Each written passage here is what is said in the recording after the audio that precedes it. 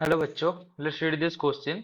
If sigma is the breaking stress of material of density rho and then the length of the wire that material can hang freely without breaking is. तो question में क्या बोल रहा है? Question में ये दिया है कि जो सिग्मा है ये क्या है, इसका ब्रेकिंग स्ट्रेस है एक मटेरियल का,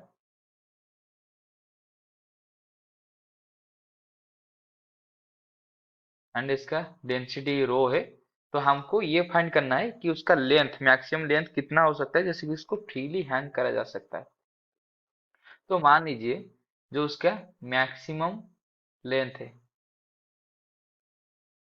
वो कितना है, एल, और ए उसका क्या है, एरिया ऑफ क्रॉस सेक्शन।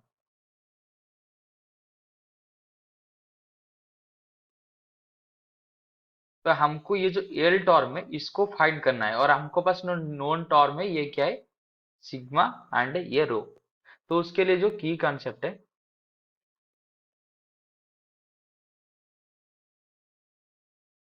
तो की कॉन्सेप्ट क्या है कि ये सिग्मा क्या है, मैक्सिमम ब्रेकिंग स्ट्रेस, यानी कि कितनी लोड पे, कितनी स्ट्रेस पे ये मटेरियल ब्रेक कर जाएगा, वो क्या होता है, पी डिवाइडेड बाई ए।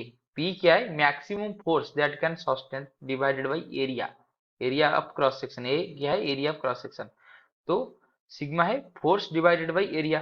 तो अगर इधर ऐसे मान लीजिए फ्रीली हैंग हुआ है, तो उसके ऊपर, ये रॉड के ऊपर कितना फोर्स लग रहा होगा, उसकी वेट की वजह से एक फोर्स लग रहा होगा mg, वही उसका फोर्स है जो कि इधर हमने p बोला था, यही फोर्स है mg। तो mg को हम इसे लिख सकते हैं v इंटू रो इंटू जी। भी क्या है, उसका वॉल्यूम, तो इसको ऐसे रख सकते हैं, रो भी को लिख सकते हैं A, area cross section, into L उसका लेंथ, इंटू जी। तो ये आ गया फोर्स।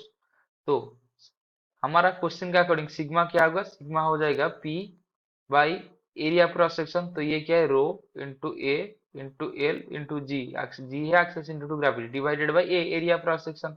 तो area area cancel, the temperate rho L g equal to sigma, that implies L क्या हो जाएगा sigma by rho ji.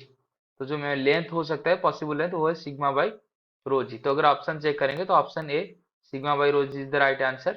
I have understood this question, best of luck.